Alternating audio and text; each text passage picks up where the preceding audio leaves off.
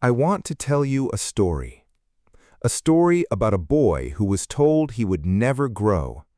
A boy whose bones stopped developing, whose body refused to keep up with his dreams, and whose family was told that without expensive treatment, their son would never be able to play the sport he loved. And today, that boy is considered by many to be the greatest football player who has ever lived. He has won the World Cup, he has won the Ballon d'Or 8 times, and he has done things with a football that no human being has ever done before. His name is Lionel Messi, and his story will change how you think about limitations, about quiet strength, and about what happens when the smallest person in the room has the biggest heart. Chapter 1. The Boy from Rosario. Lionel Andres Messi was born on June 24, 1987, in Rosario, Argentina. Rosario is an industrial city, far from the glamour of Buenos Aires. His father, Jorge Messi, worked in a steel factory. His mother, Celia Cucitini, worked part-time cleaning houses. They were a working-class family, not poor, but never comfortable. Every month was tight. Lionel was the third of 4 children. His family was close. They ate together, they laughed together, and most importantly, they played together. His older brothers, Rodrigo and Matias, played. His cousins played. His grandmother, Celia, was the one who first took him to a local football club when he was just 4 years old. She saw something in him before anyone else did. From the very beginning, Lionel was different. Not louder, not bigger, not stronger, the opposite. He was the smallest kid on every team he ever played for. But the moment the ball touched his feet, something magical happened. He moved like no one else. He saw spaces that did not exist. He changed direction so fast that older, bigger boys simply could not follow him. By the time he was 8 years old, he was scoring almost every game. Local coaches had never seen anything like it. He was quiet, shy, and so small that parents on the sideline worried he would get hurt. But he never got hurt, because no one could catch him. The lesson of this chapter is simple but important. Your size, your appearance, your circumstances, none of these define what you are capable of. The fire inside you is what matters, and that fire has no size. Chapter 2. The Diagnosis. When Lionel was 10 years old, his parents noticed something was wrong. He was not growing. All the other children his age were getting taller, stronger, bigger, but Lionel stayed small, dangerously small. They took him to a doctor. The diagnosis was growth hormone deficiency. His body was not producing enough of the hormone needed for normal growth. Without treatment, he would remain significantly shorter than average. The treatment existed, but it was expensive. It required daily injections, and it would cost around $900 per month. His father's salary was not enough. They tried to get help from local football clubs. Newell's Old Boys, the club where Lionel played, said they could not afford to pay for the treatment. River Plate, one of Argentina's biggest clubs, showed interest in Lionel, but ultimately refused to cover the medical costs. Door after door closed. Imagine being 10 years old and hearing that your body is broken, that without medicine you cannot afford, your dream of being a footballer might be impossible.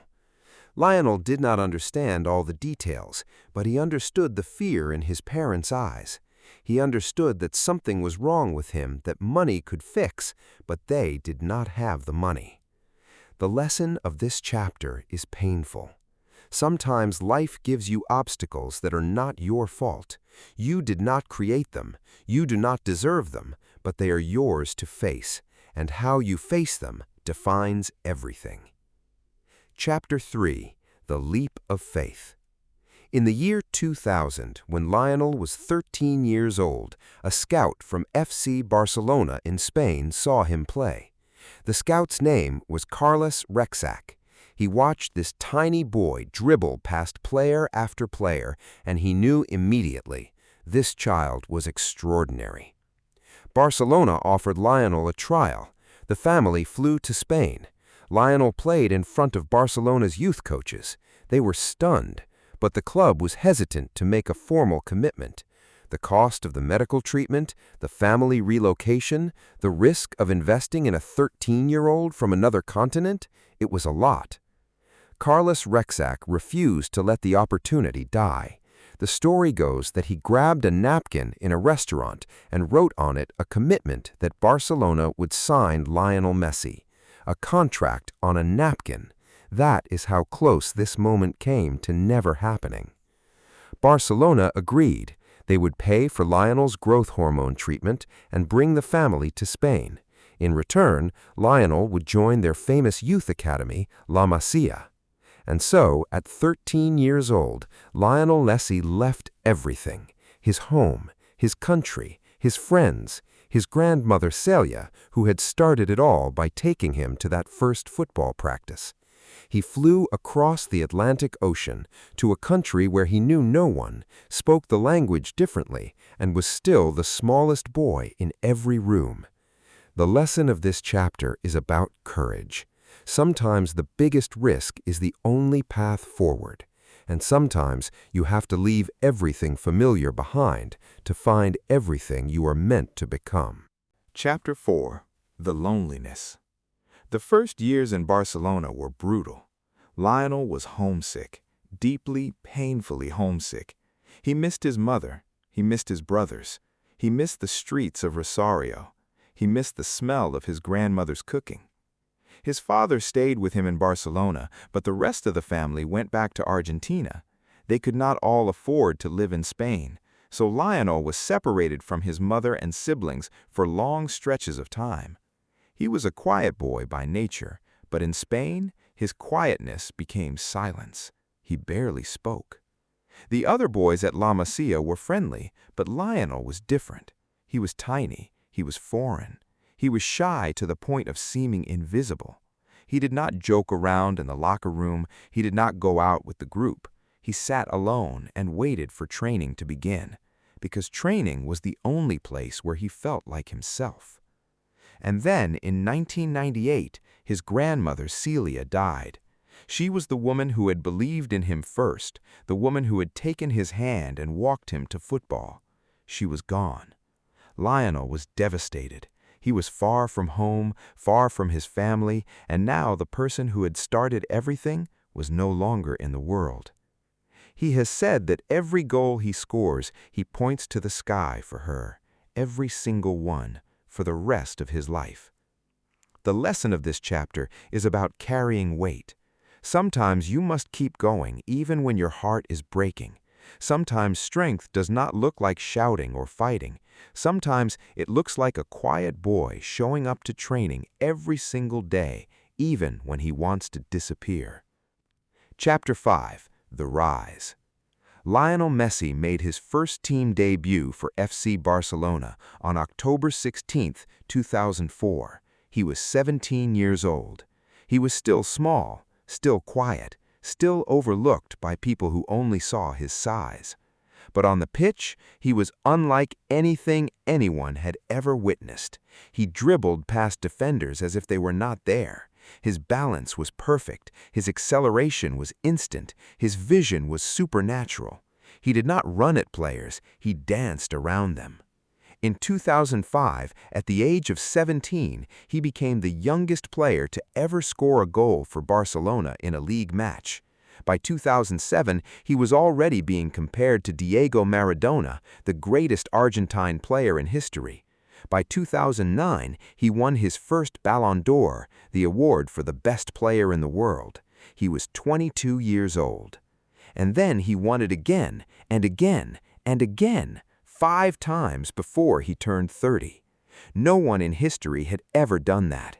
He broke records that people thought were unbreakable. most goals in a calendar year, most goals in a single season, most assists, most everything.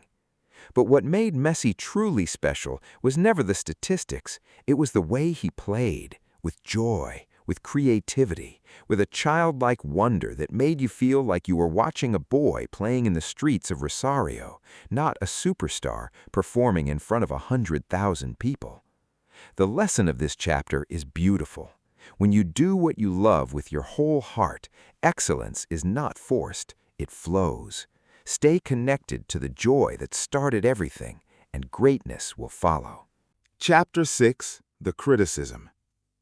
Despite all his success at Barcelona, there was one thing people always held against Lionel Messi. He had never won a major tournament with Argentina. He had won everything with his club, but with his country he had come close and fallen short, again and again. He lost the World Cup final in 2014. He lost the Copa America final in 2015. He lost another Copa America final in 2016. Each time the pain was visible on his face, and each time his own country turned on him. Argentine media criticized him. Fans questioned his commitment. They said he did not care enough. They said he was not a real leader. They compared him unfavorably to Maradona, who had won the World Cup in 1986. After the 2016 Copa America loss, Messi announced his retirement from international football. He was broken. He was 29 years old, and the weight of an entire nation's expectations had crushed him. He said he had tried his best, and it was not enough. But the retirement did not last. He came back because he could not walk away from something that mattered so much to him. He came back knowing he might fail again. He came back knowing the criticism might only get louder. He came back because his love for Argentina was bigger than his fear of losing. The lesson of this chapter is about resilience. The world will criticize you no matter what you achieve. You will fail in public. People will question your heart. But if you come back after all of that, you are braver than anyone who never tried at all. Chapter 7. The Glory. On December 18, 2022, in Lusail, Qatar, Lionel Messi played in his last World Cup final. He was 35 years old. This was his final chance. Everyone knew it. He knew it. The whole world was watching. The match against France was one of the greatest football games ever played. Argentina led, then France came back, then Argentina led again, then France equalized again. It went to penalties. The tension was unbearable. Millions of people around the world held their breath. Argentina won, and Lionel Messi lifted the World Cup trophy above his head. He fell to his knees. He cried. His teammates threw him in the air. His family ran onto the pitch. An entire country of 45 million people erupted in joy. The boy who was too small, the boy who almost could not grow, the boy who left home at 13, the boy who was told he was not a leader, that boy was now a World Cup champion. It was not just a victory, it was the completion of a story that millions of people had been following for 20 years. It was proof that patience, persistence, and quiet belief can achieve anything. The lesson of this chapter is the emotional center of this entire story. Some dreams take decades. Some victories require a lifetime of preparation. But when they finally come, they are worth every second of the wait.